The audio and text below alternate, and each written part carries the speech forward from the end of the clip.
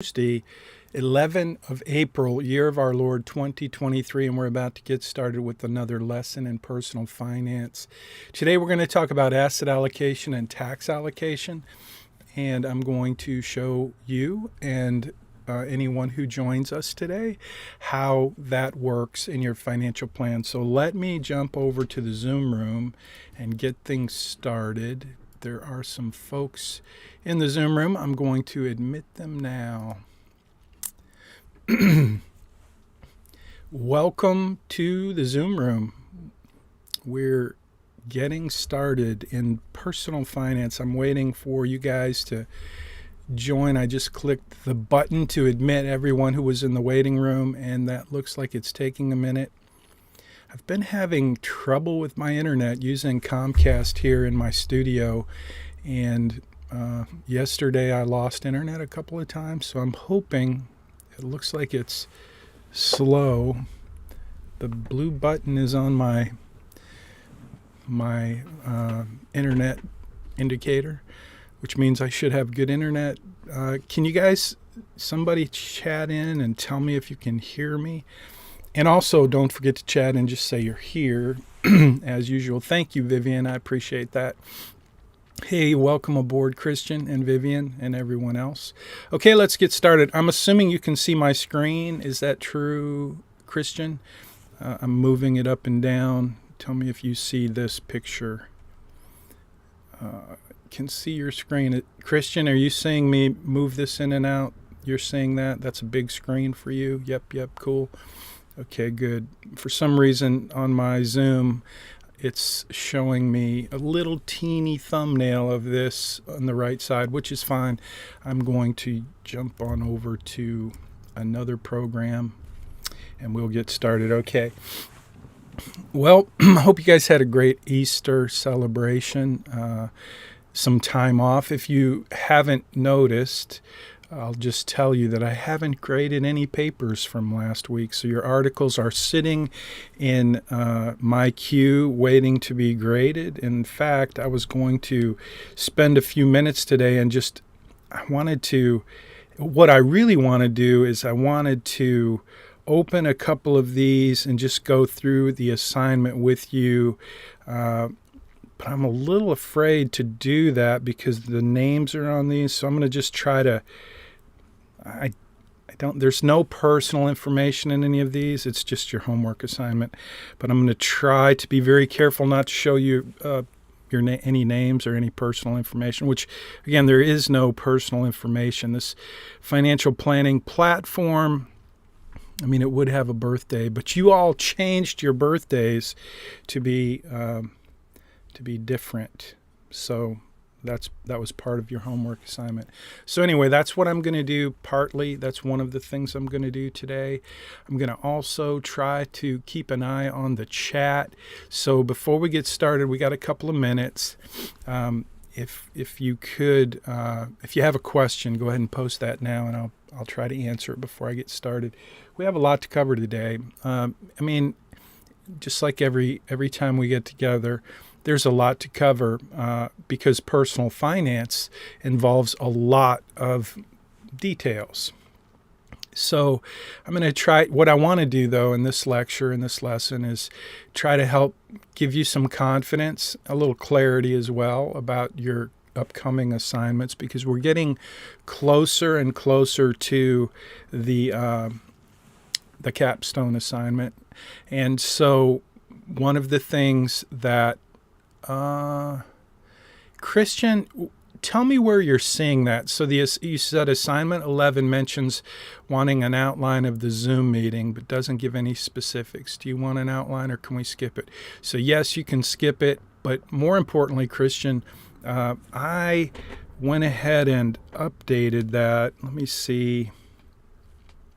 Should be here. I deleted that from the assignment this morning, so that's the wrong assignment. Now I'm looking at the money study group, and this should be pretty close to what's in Blackboard, although in Blackboard, just FYI, there are a couple of videos here to help you understand today's topic better. So those Okay, it is still in Blackboard. Hey, do this for me, Christian. Can you clear your cache and refresh your page just to be sure? Because I'm pretty sure you're looking at an old version of the assignment. I just updated it, and I may have missed it. If I did, I'll fix it. But the answer to your question is you don't have to do that review, that outline. So that was last semester. I had that in there for the students who were I wasn't sure they were watching the Zoom meeting, so instead of being in doubt and questioning, I just asked them to do an outline. You guys seem to be doing a great job this semester, this cohort, in just doing your homework assignments and doing a great job. So to answer your question, Christian, you do not have to do that. So here's Maritza's question. For assignment 11, for the tax allocation section, do we put a total of $150,000 across 3 different accounts, or do we put $150,000 in each in 3 different accounts? That's a great question, Maritza. I'm so glad you asked that question. This is a total of $150,000. So what I want to do is I want you to add this money to your financial plan so that you can begin to see the impact on your financial plan for having good tax allocation. So we've been working on asset allocation for some time. That was last week's assignment. This week I'm going to teach you about different types of accounts. So the answer to your question, Maritza, is it's $150,000 total. And remember, and this is a really good question, remember the whole purpose here is for you to, now that you've done a little research and you've figured out what your dream job is going to be, and how much you're going to be making if you get the dream job that you're hoping for.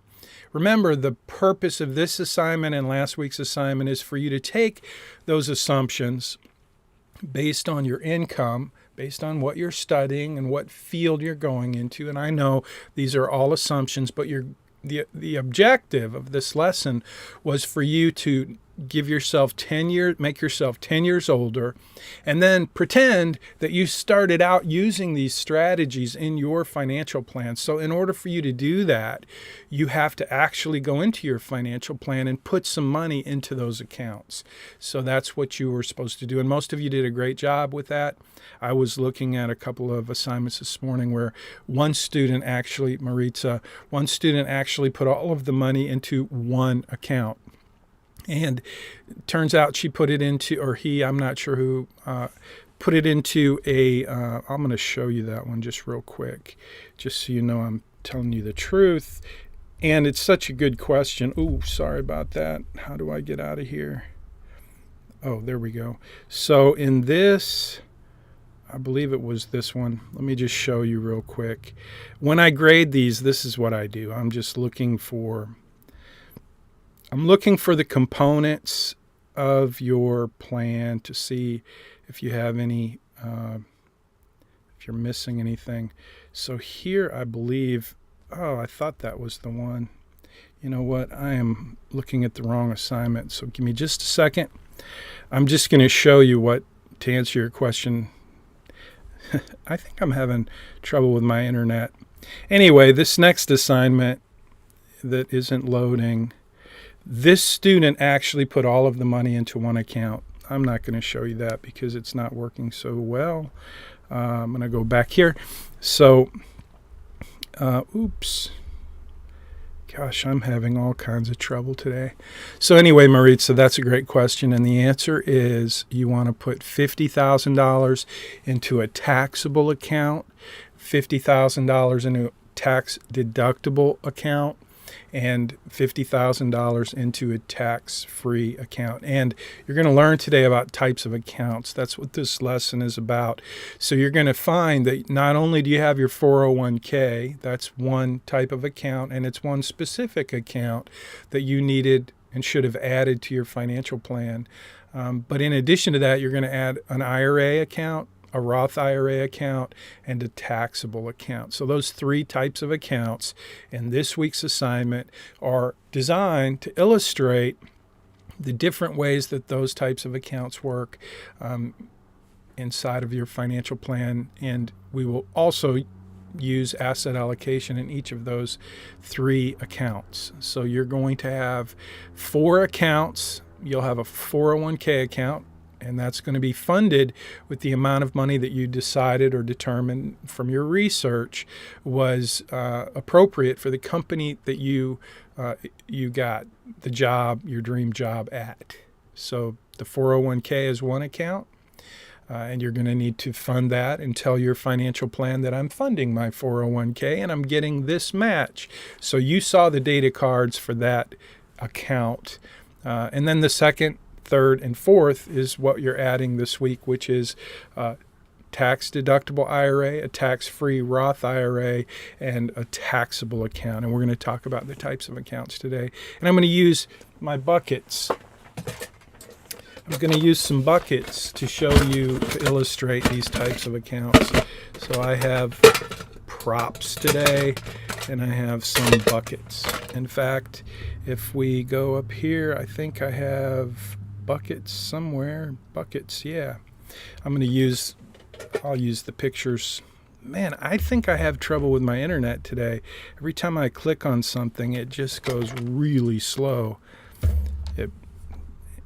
Hey, I want to ask you a question before we get started, and we're going to get started here in just a minute.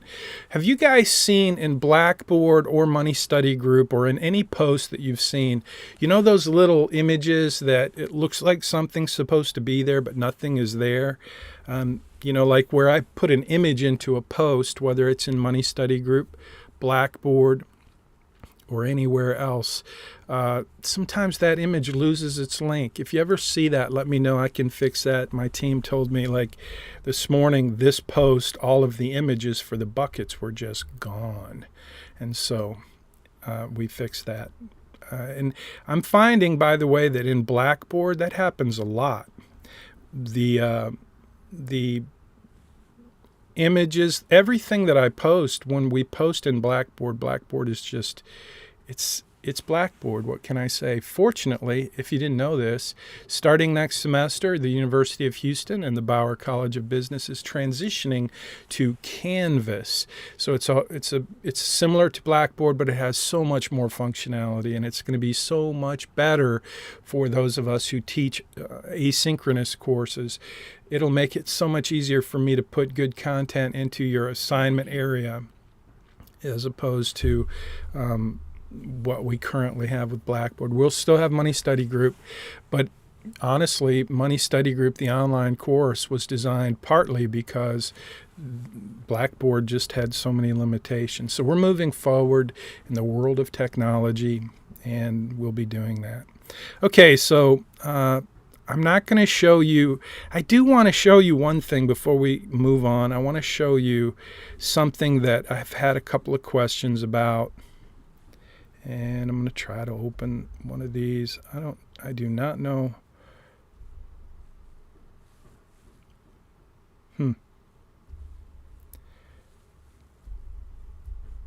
It's not opening. I wanted to show you, I had a couple of questions, and we always get these questions about getting a zero, in fact, maybe down here. When we get to your plan and you do your retirement analysis, a lot of you are getting a 0 probability of success. And so I got a couple of emails that were asking, how do I fix that? And so I just want to mention that right now, that's not a problem. It's not something you need to worry about, but it's a great question to be asking yourself. Why is it that my plan has a 0 probability of success? And so the way we're going to fix that as we move forward, that will be a problem in your capstone assignment. You will receive a 50-point deduction if one of two things happens.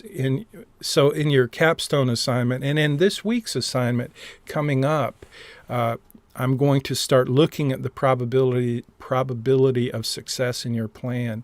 If you have a 0 probability of success, that means that your expenses are too high or you're not putting enough money into your plan to be able to fund the goals that you have.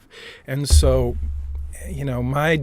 my role, my hope, my goal, my mission in helping you create a financial plan that gives you a good idea of how money works and how your financial choices impact your financial future. I mean, we're using a mathematical financial planning program. That's what Bauer and Right Capital do for you.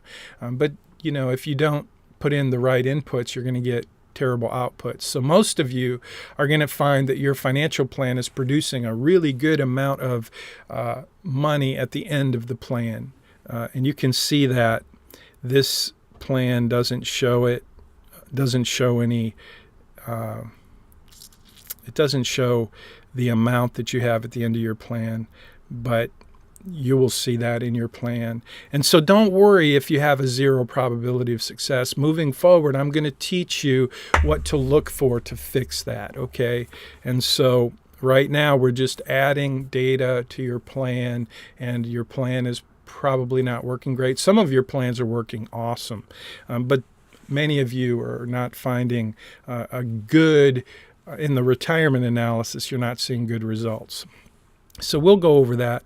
But today we're going to talk about tax allocation. So we talked about asset allocation last week, and you guys did a good job from what I've seen of your learning about asset classes and how investing works using different strategies that really deal with asset classes. And so hopefully that's been helpful for you. As I told you last week, when you start to learn investment strategies, you got to be careful to not put too much pressure on yourself to try to become an expert overnight, because that will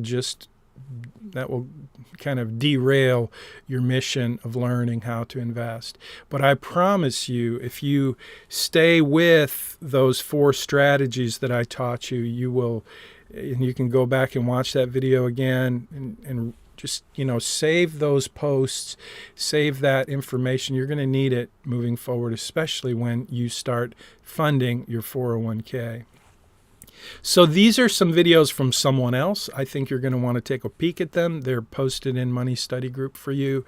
These videos will give you just a different perspective than I'm going to give you today about types of accounts, specifically IRA, Roth IRA versus a 401k. There's a lot of information to learn, and you're going to learn some of it this week just by doing your reading and taking your quiz and doing your assignment. But again, I don't want you to feel like I expect you to be an expert in these types of accounts. I am an expert. I'm a certified financial planner, professional. I do financial planning, and I sometimes regularly don't feel like an expert in these types of accounts. There's so many rules, boundaries, and limitations in each different type of account that you really have to just have a good tool for researching and finding the answers to your questions in any specific situation. But for you, it's going to be pretty simple. I'm going to teach you the basic ideas that help us achieve the second law of personal finance, which is the law of tax advantaged investing, and it's all about types of accounts. So I'm going to talk about buckets, and I'm going to just give you my take on how I view types of accounts. I view them as different types of buckets that hold stuff. So you can watch these other videos, and Jim Cramer, I can't remember who the other gentleman is who does it, but he's young and way better looking than I am, and you'll probably enjoy his video more. And so I encourage you to watch them and do a little research. But we're going to talk about types of accounts, but I wanted to, just show you in your assignment. You'll see all these screenshots, and it should help you just basically know what you're going to do. And you're going to give me screenshots, again, as always, just to show me that you actually updated your financial plan. So let's get started, and I just want to go over the buckets. I think I'll go to my buckets so that I can have the bucket on the screen as I'm showing you my bucket. So this is the big blue bucket, and you can see I have it in my hand here. The big blue bucket represents taxable accounts. So if you have, let's say you have $1 million, or $100,000 or $10,000, or maybe you have $1 billion. You could actually have $100 billion, and it could fit into this big plastic taxable bucket. In other words, there is no limit on how much you can have in this particular bucket. This bucket has no tax advantage, okay? That's why it's plastic. That's why it's big. That's why it's just a plastic bucket. And so that's the first type of bucket you need to understand, is if you invest, like I do a lot of investing on my own, in my own account, and I have a pretty good sized bucket. It's not even $1 million, but for me, it's a pretty big bucket. And that bucket is taxable. So I can do a lot of things in that account. I can have margin, which I do, which means I can borrow money from my broker to invest in Tesla stock or even to short Tesla stock. I can do all kinds of things in my taxable account in terms of investment strategies that I can't do in other types of accounts, because there are certain benefits to having a taxable account. Like I can trade options, I can leverage my account, and that's all part of being a taxable account, because when I make money, when I make profits investing, I get taxed on every transaction in that account because it's a taxable account. And that's why it's a blue bucket. It doesn't have any protection like the other types of accounts we're going to talk about. It's just a big blue plastic unlimited bucket, and we call it a taxable account. And you need to understand that distinction for that bucket, the taxable bucket, basically means there are no tax advantages. That's why it's taxable. There are no tax advantages. So remember, I was born on April 15th. That's tax day, which is coming up. And my first son was born on, my first child, which was my son, was born on December 31st. And so he was a tax deduction for the entire year. So that's a taxable account has no tax deductions. You put money in it, you don't get a tax deduction. Unlike, what did we talk about last week? Your 401k, the perfect investment, your 401k. When you put money in your 401k, if it's going to be matched by your employer, then that account is a tax deductible contribution into that account. And so not only do you get the match from the company, but you get a tax deduction for your contribution. So that's not true in this blue bucket. It's a taxable bucket. And we will talk a little bit about that little pink shovel soon before we end today. So the next bucket is this bucket. And it's big, but it's not unlimited, and it's metal. And that means it's got some extra protection, some extra benefits. And I use this bucket to illustrate, let's see, can you see that bucket? Yeah, I use that bucket to illustrate a 401k, because a 401k, like I told you last week, the perfect investment. It's one of the best ways for investors to save for retirement, because this big black bucket has lots of ways that it's protected. You're going to learn a little bit about that as you go forward and learn about types of accounts this week. But it's also it's tax advantaged, which means it's tax deductible, which means when you put money in it, you get the deduction, a tax deduction. But unlike this taxable account, you don't get to take your money out of this account anytime you want. These tax-advantaged accounts, including your 401k, have rules and boundaries and limitations that prevent you from putting your money into those accounts and then turning around and taking the money out because you want to buy a new car. These types of accounts give you lots of benefits and advantages, tax advantages, but they're designed to help you save for retirement, for long term.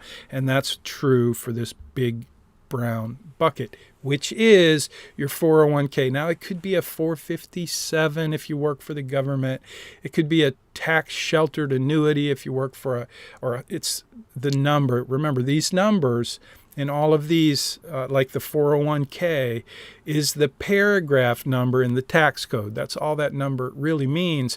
But that's where you would go to learn anything you want to learn about the rules, the boundaries, and the limitations related to that specific type of account.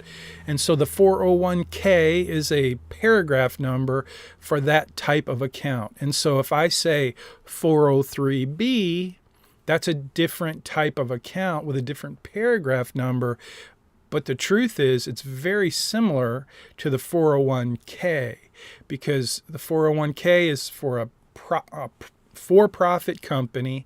It's a retirement plan, and typically the employer provides some kind of incentive for employees to contribute to that type of account, and the employer generally offers some type of match to incentivize employees to invest in their retirement using their 401k account, so that, here's what's in it for the employer. The employer wants you to be a long-term employee. And they know that if they give you the benefit of a retirement plan and a great 401k plan, you're going to be more likely to stay with that employer. So that's the incentive. That's what's in it for me as an employer, to give away money to you as an employee. And your job, to be smart, is to take advantage of those benefits and make that part of your research and deciding who you're going to work for, who has a great retirement program. If you're a for-profit company, it's the 401k. But if you work for a school or a church or a nonprofit, then you're going to be using a 403b. It's just the same thing, just a little bit different flavor. And they don't usually have a match, because nonprofits, schools, churches, they're not for profit, and they just give you a way to save for retirement in a tax deductible way. So your brown bucket, if you're a teacher, won't be a 401k, it'd be a 403b. If you work for the government, I think it's a 457. Again, the number of the paragraph in the IRS code, all the rules, all the boundaries, and all the limitations. But the brown bucket represents the tax deferred investment, not the 401k, which is tax deferred. It's identical in that regard, but the difference is the 401k account, that's not the brown bucket. Well, actually it is the brown bucket. That's the 401k, but the tax deferred bucket, which is very similar to this, would be an IRA. So let's talk about the difference between this tax deferred account, this big bucket, the brown bucket, which is your 401k, your 403b, and this tax deferred bucket, which is same as this in terms of when you put money in, you get a deduction. Okay, these two are the same, but this tax deferred bucket is an IRA. And does anybody know what IRA stands for? Can you guys give me what that stands for? IRA. I'm going to wait for a minute, because I just want to make sure, if you're watching on YouTube or Facebook, if you haven't left a comment yet, it's time to leave a comment and tell me, what do you think IRA stands for? Yes, you can Google it. You can use Vivian, that's what I always thought. Individual retirement account. Yep, that's what I always thought. But that's technically not what it is. But it's like everybody thinks that and believes that. So since everybody thinks that and believes that, it's true. An IRA is an individual retirement account, but that's technically, just FYI, a little trivia for you. IRA stands for Individual Retirement Arrangement. So that's what it actually stands for. But it is, in essence, an individual retirement account. So let me change my buckets on my page here. So far we've talked about 3 buckets. We've talked about that big blue bucket, which is taxable. We talked about the big brown bucket, which is your 401k, your company retirement account. It's a type of account. It has different rules.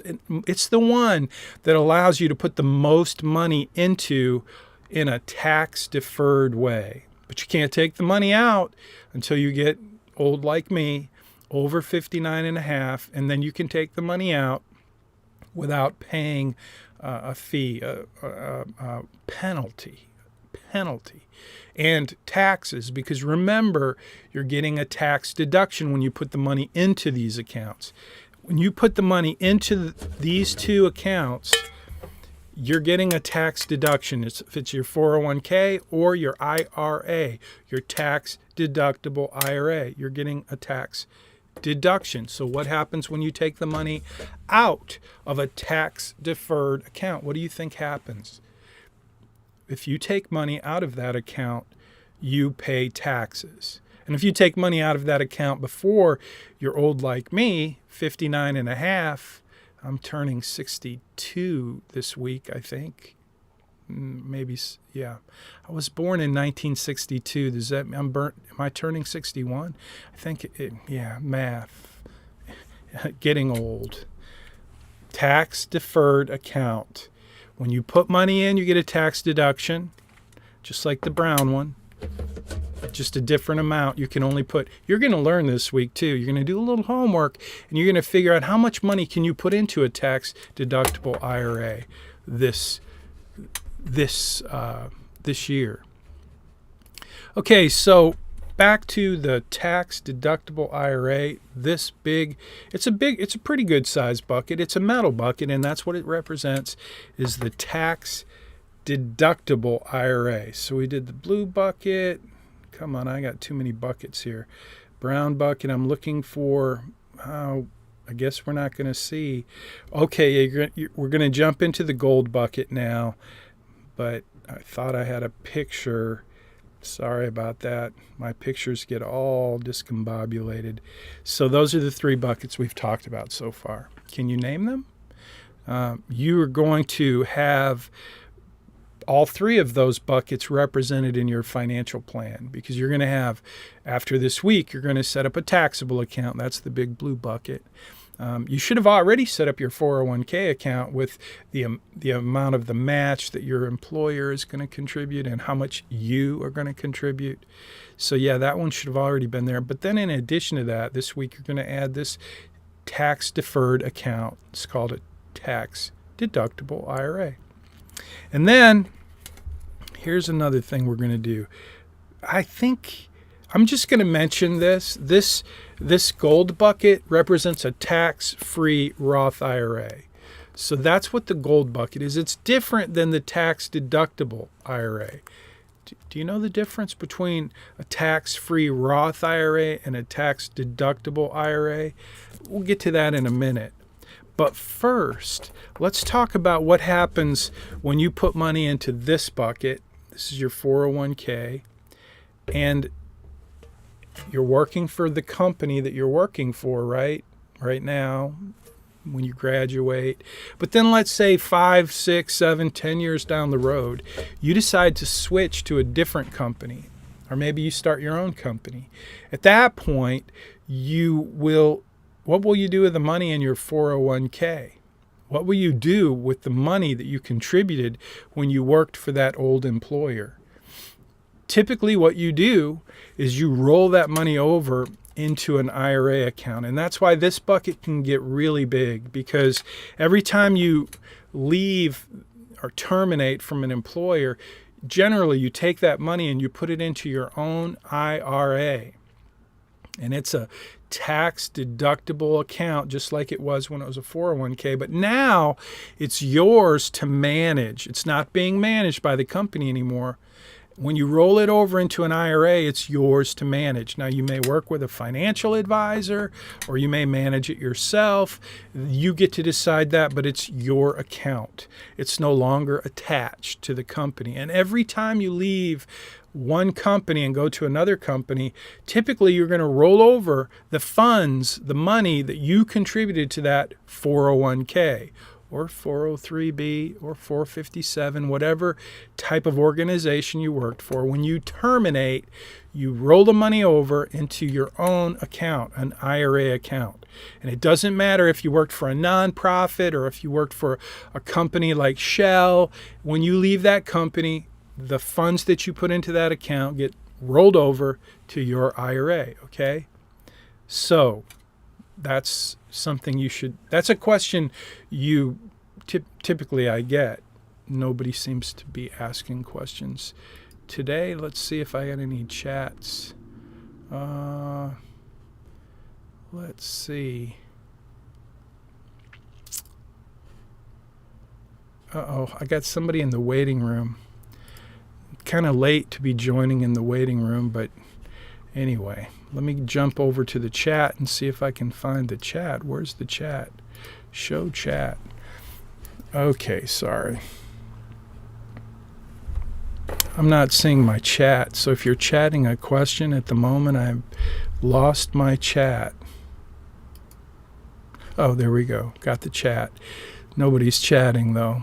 Orlando, you were the last one to chat at 10:29. So hopefully on Facebook and YouTube, we're getting hammered with comments, questions, and I'll answer those questions later. If you're on YouTube or Facebook, welcome. If you just joined us, someone just joined us, you're kind of late, but the prompt was there in front of my face, so I let you. I think it was Raj. Anyway, welcome. Chime in. Put in when you got here. Do that now. And feel free to ask a question. Okay, so let's go back to the picture of the buckets. And I want to now transition from the tax deductible accounts to something very special, a tax-free Roth IRA account. So let's do that now. I'm going to find a picture, if I can, of my favorite little bucket. And there we go. That is the, so they're kind of blurred, but you see 4 buckets there. The big plastic bucket represents, go ahead and make a list here. I want you to make a list and then chat it in. There are 4 buckets there. The gold bucket is the Roth IRA, a tax-free Roth IRA. That's what the gold bucket stands for or represents. So we've got the blue bucket, the big blue ugly bucket, the big brown bucket, and then the not as big beach bucket looking thing, and then the gold Roth IRA. So what are those buckets? Go ahead and you need to know what these buckets represent, because you're going to have one of these types of accounts, each one of these types of accounts in your plan this week. And it is your homework assignment to give me some rules, boundaries, and limitations that relate to each of these types of accounts, because I want to make sure after this lesson that you understand the difference, the main distinctions between each of these 4 types of accounts. So these are 4 types of accounts that you need to be familiar with. And for this week's assignment and this week's quiz, you will need to do a little reading, do a little research, and those videos should help. But tell me right now just the names of these 4 types of accounts. Let's go ahead and see if you can name them in the chat into the chat, post now, chat it. Those 4 buckets, what are they? What's the big blue bucket? Okay, go ahead. I'm looking at the chat box now. I found it. Nobody's chatting. Orlando, are you still with us? Maritza, Christian, you guys still there? Blue, Orlando, that says blue that don't make money. No, come on, man. Do you think I have a big blue account that doesn't make money? It does make money. That's not the point. So try again. That's not it. What does the blue bucket stand for? That was not it. Blue doesn't mean that it doesn't make money, Orlando. That was a good try. I appreciate it. I really do appreciate it. But try again. Taxables. That's it. Sadaf says it's a taxable bucket, which means if it makes money, which hopefully it does if you're investing in it, then you pay tax on every transaction. That's why it's a big blue taxable bucket. So that's right. That's the big plastic blue. Maritza says it's a taxable account. Do you know what that means, Maritza? It's a taxable account. Do you guys know what that means? If it's a taxable account? I mean, remember, we're talking about the difference between a tax-advantaged account versus a taxable account. And if you don't understand that distinction, then it's not going to do you any good to even think about updating your financial plan with good tax allocation. Tax allocation is kind of important, probably not as important as asset allocation. Well, actually it is very important, tax allocation and asset allocation. But today we're talking about types of accounts so that you can use this strategy of tax allocation in your financial plan. Christian says, if you withdraw from the taxable account, you pay income taxes. No. Actually, Christian, that's not true, but it's a great question because it helps me understand that I'm doing a terrible job of helping you guys really understand the distinction between a taxable account and a tax-advantaged account. Because when you put money into your taxable account, you don't get a tax deduction. So when you take the money out of your big blue taxable account, you don't have to pay taxes on it because you didn't get a tax deduction. On the other hand, if you put money into your 401k and you get a tax deduction, and you put money in your tax deductible IRA in this bucket, and then you take it out, then you have to pay taxes because you got a tax deduction. Do you see the difference? A taxable account versus a tax-advantaged account? So that was a great question, Christian. But if you took money out of this account, your tax deductible IRA, if you put money in this account and then you took money out, then you have to pay taxes. And you have to pay a 10% penalty for the money you withdraw from this account because you're not 59 and a half. You have to be age 59 and a half to take money out of this account without paying a penalty. But you still pay the taxes when you take it out of this account because you got a tax deduction when you put the money into this account. Same with this big brown bucket, which is your 401k.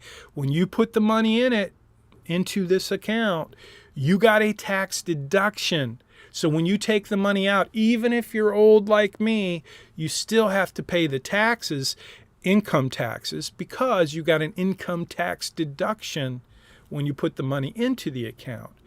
So again, remember, if you're under 59 and a half, age 59 and a half, in addition to paying the income taxes when you take the money out, in addition to paying the income taxes, if you're under age 59 and a half, you pay an additional 10% penalty.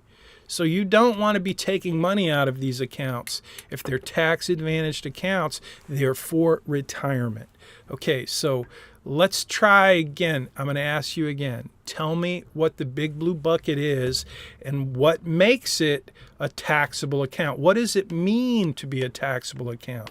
Give me your comment. If you're watching on Facebook or YouTube, leave a comment. Just let me know that you understand when I say it's a taxable account. What does that mean to you as a taxpayer? What does that mean? Put it in your own words. Just what does it mean? You need to understand what is a taxable account. How does that work? What does that mean? How does it impact your taxes, your tax return, your overall financial plan or your financial strategy? It's part of your tax allocation, which is what I'm trying to teach you today by helping you understand different types of accounts so that when you use the strategy called tax allocation, you know which type of account you want to put your money in to build wealth. So the big blue bucket, somebody give me a comment. I'm looking at the chat box. You guys just aren't very chatty today. Chat with me. Chat with me. Or I'm just going to go to ChatGPT and I'll chat with ChatGPT.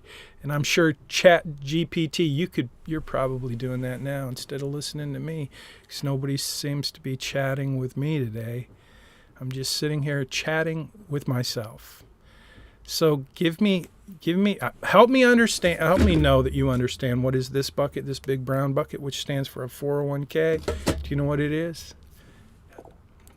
You guys are just going to refuse, or maybe my computer's broken, but I'm not seeing.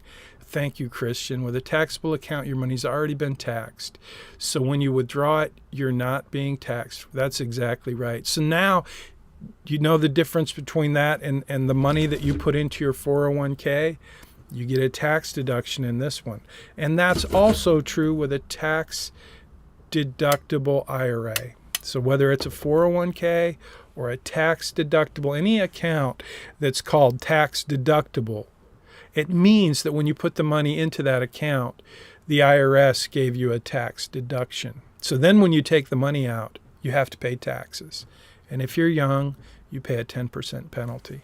Thank you very much, Christian. I appreciate you participating because no one else seems to want to participate today. And of course, that makes me sad. It makes me feel lonely. It makes me feel like maybe I need to, I don't know what I need to do, but thank you.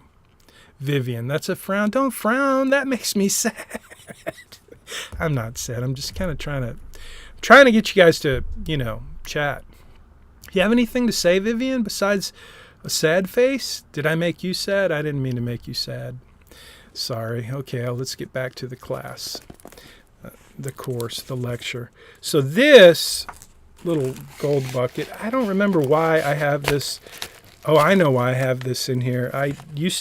I generally talk about, so this is a Roth IRA. It's tax-free type of account.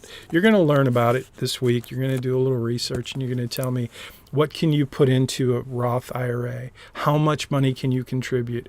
It's my favorite type of account, especially for young people like you. I started investing in my Roth IRA when it first came out in 1998. I think that year we were allowed to put, I want to say $5,000 into it. This year it's $7,000. If you're 50 or older, I'm over 50, so I can put $7,000 into this account. And basically, I don't get a tax deduction, so it's different than a tax deductible IRA. So with a Roth IRA, I don't get a tax deduction. But the cool thing about this account is that when the money grows, I don't have to pay taxes on it. So this is like the ultimate type of account. You can only put so much into it. The IRS doesn't want you to take advantage of something that's too good to be true. So instead of letting you put unlimited amounts of money, they make it limited to how much you can put in. And you also, if you make $1 million a year, you make too much money to be able to take advantage of this type of account. So you'll have to learn a little bit about those rules, boundaries, and limitations this week. But inside of this bucket, I have this gold gift package, which is just really to illustrate. And I'm not going to today, but I used to talk about if you had a Roth IRA, like I had a Roth IRA in 2009. In 2009, Apple stock was trading for $125 a share. And I had $100,000 in my Roth IRA. And so I used to tell the story. It takes a while. That's why I'm not going to do it today, because I don't have that much time. But inside of the Roth IRA, the story that I told was that I invested. If I would have invested all of my $100,000 in Apple stock and $125 a share, I'm gonna go ask.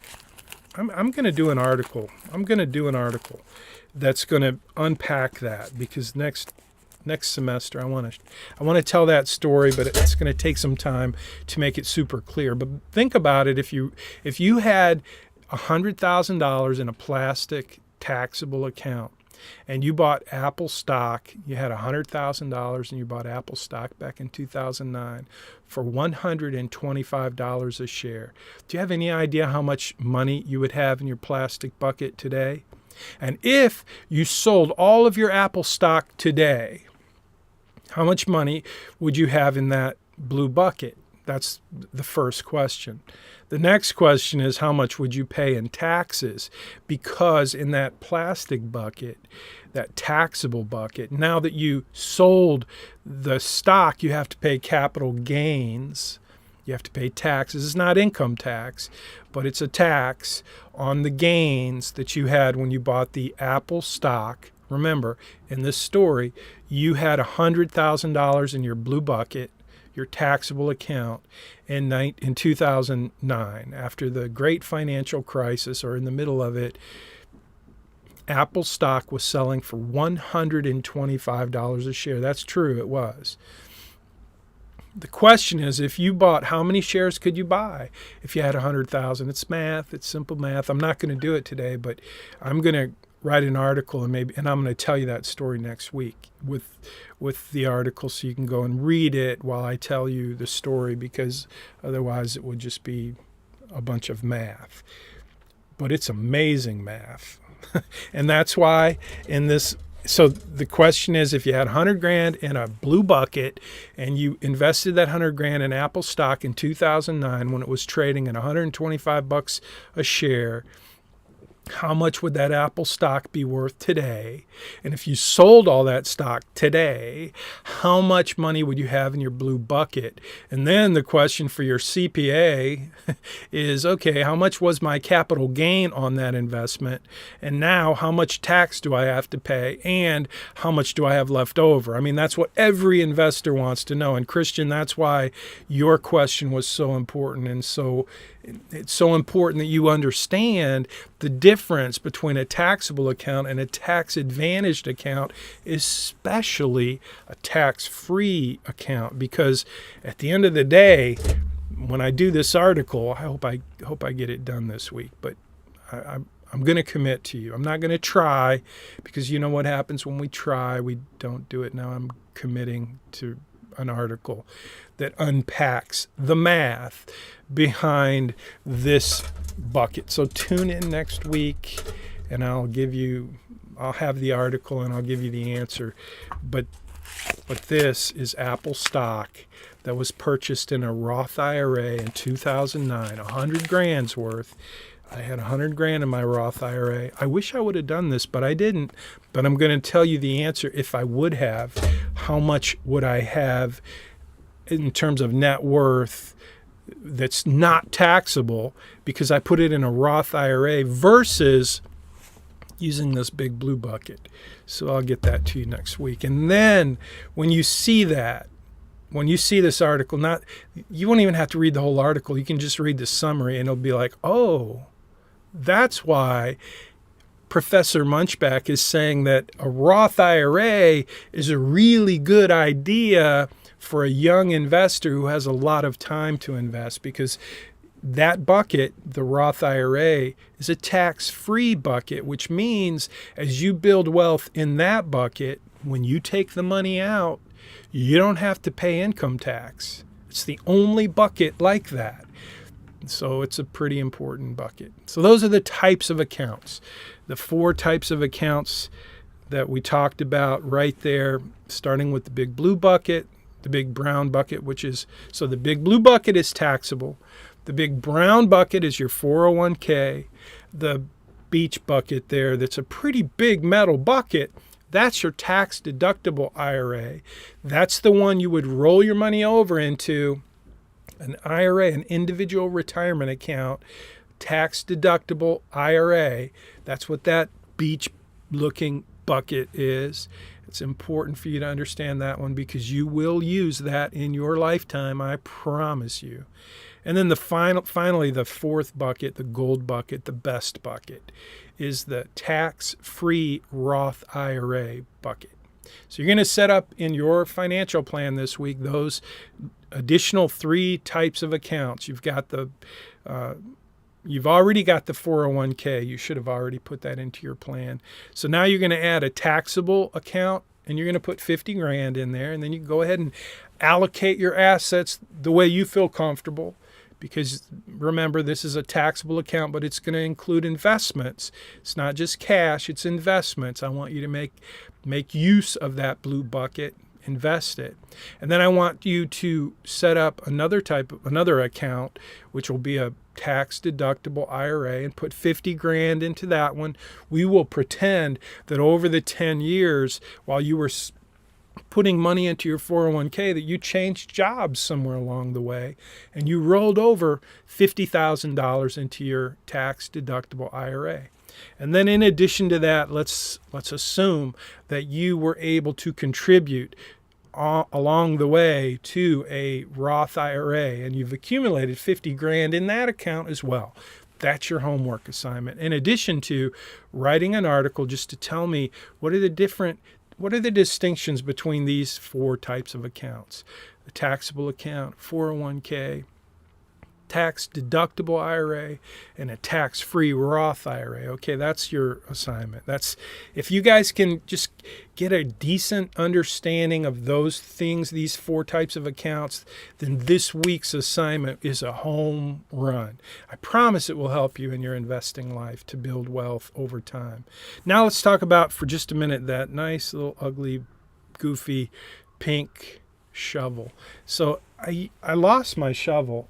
I think I know where it is, but I'm not going to go look for it right now. And I usually would hold it up and wave it in front of the camera. But the pink bucket represents, what do you think it represents? Do you have any idea? What do you think the blue bucket would represent in this lesson, in this illustration about buckets?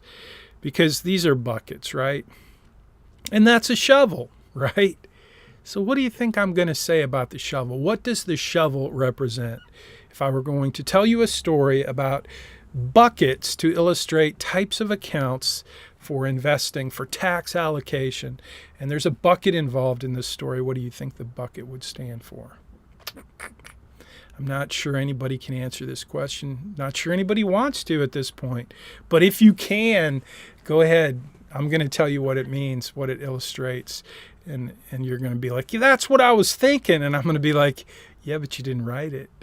Moving assets between accounts. Orlando, that's partly right in that, but it's not completely right. So it is about assets, and it is about putting assets into types of accounts. But it's a little different. So I don't know if I ever told you. Did I ever tell you this story about the leather Converse tennis shoes that I desperately wanted when I was like 10 years old? And I lived in a household with 3 siblings at the time. Another sibling came along later. But my dad worked and my mom didn't work, and we didn't know we were poor, but we probably were. We just didn't have we didn't have extra money. We all went to private school, went to a little Christian school. And so my dad worked, my mom didn't, and we were always tight on money, but I really wanted these leather Converse tennis shoes that were endorsed by Dr. J, Julius Erving. He was Dr. Dunk back in the day, and he endorsed these shoes, and everybody had leather Converse tennis shoes, and I really wanted some. The problem was, we bought all of our shoes at Kmart at the time. Kmart was a cheap store like Walmart, and my mom would buy us, the boys in my family, canvas Converse tennis shoes. Now, back in the day, they weren't like an Icon. They were just a basic tennis shoe made by Converse, and they were canvas. They were $4 a pair if you got the low tops. I think they were $5 a pair if you got the high tops. But we were allowed to choose in our family which tennis shoe we wanted. We could either get a white Converse tennis shoe, and we could even choose whether it was high top or low top. Or we could get the black Converse canvas tennis shoe, and we could choose whether it was high top or low top. But those options did not include the leather Converse tennis shoes. So I really desperately wanted a Converse leather pair of Converse tennis shoes, and I wanted the high tops, because all my friends had them and they were cool, and I had the canvas kind because they were cheap. So I asked my mom, what do you think I asked my mom?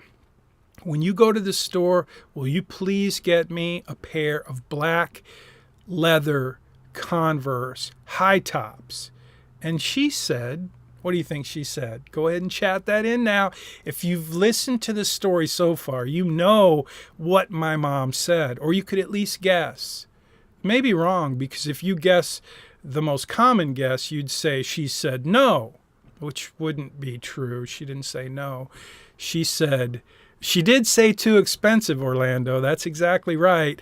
But she said, you're going to have to ask your dad. So I did. I'm like, okay, I'll ask Dad. I'm not afraid of Dad. I love Dad. Dad loves me. He's kind of gruff sometimes. My dad passed a few years ago, right about this time of year. But anyway, I went to my dad and I said, hey, Dad, I want a pair of Converse, leather, high-top tennis shoes. All my friends have them. They're the newest thing. They're really cool. Could I get a pair instead of the canvas kind? And my dad said, I'll tell you what, Jim. I'll lend you, didn't give me, he lent me his snow shovel. And it happened to be at that time of year, I don't remember what time of year it was, but I know this. There was a ton of snow because it snowed the night before, and our neighborhood was covered in like 2 foot of snow. And at that time, people were shoveling their driveways. And I was a big kid, even though I was young, like 10, 11 years old. I was big and strong. And my dad said, you take my snow shovel and you go around the neighborhood and you knock on doors and you tell them you're there to offer to shovel their driveway and their walkway, and ask them if they would let you do that.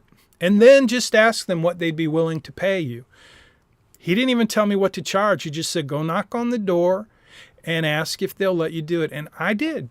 I took my dad's snow shovel. He said, now, if you break it, you got to buy me another one. Like, well, how can I break it? I'm just going to shovel snow with it. Little did I know you can wear out a snow shovel pretty quick, which I did. I wore out many of them. And that's what this pink shovel represents, is something you do to add value to your community, to the world, something you do called work, a 4-letter word that is available to every single human being who has the ability to pretty much, there's so many ways you can produce value. In my case, I produce value by removing snow from people's driveway and their walkway. And I got paid deliciously for it.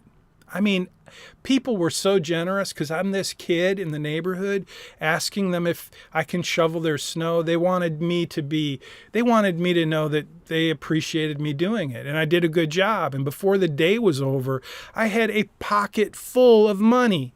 And my dad's like, now you can buy whatever you want.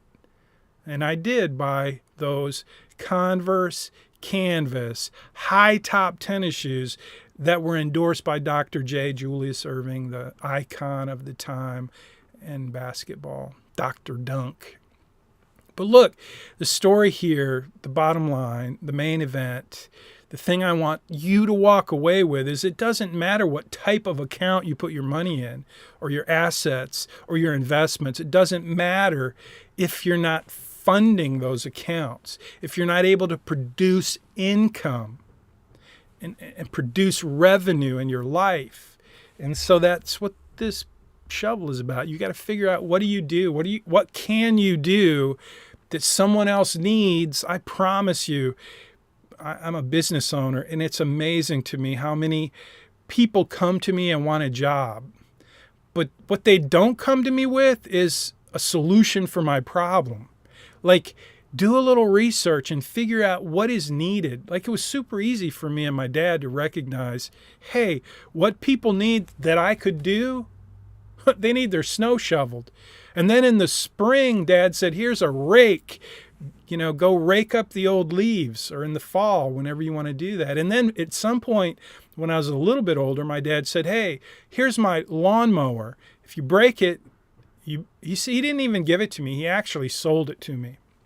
And I asked him, because I was big enough and I knew that all of those same people that hired me to shovel their snow would hire me to cut their grass and weed their garden and rake their leaves. And I built a business as an 11-year-old. I became an entrepreneur, not because I was smart, not even because I liked to work. I did it because I liked stuff. And I know most of you like stuff too, and at some point you're going to want to buy stuff, and you're going to need money to buy stuff. And if you want to build wealth, you need to know about types of accounts and how to be smart about investing in those types of accounts and how to allocate your assets in those types of accounts. But first, you got to be smart about how are you going to produce the money to go into those accounts in the first place, and that's what the shovel. That's why we've had this shovel in today's lesson, is because that's kind of a starting point. And I want to encourage you to, I know school is your job right now for most of you, but never forget that you can make as much money as you can possibly spend and more. But it all starts with figuring out, where can you make a difference? Where can you add value? Where can you recognize there's a problem that needs a solution and you have the solution? It doesn't matter where you work, what field you work in. I mean, I've worked in a lot of different industries, and I'm telling you, this one shovel example, it's kind of a principle to live by. And I want to end the lesson today with that principle to live by.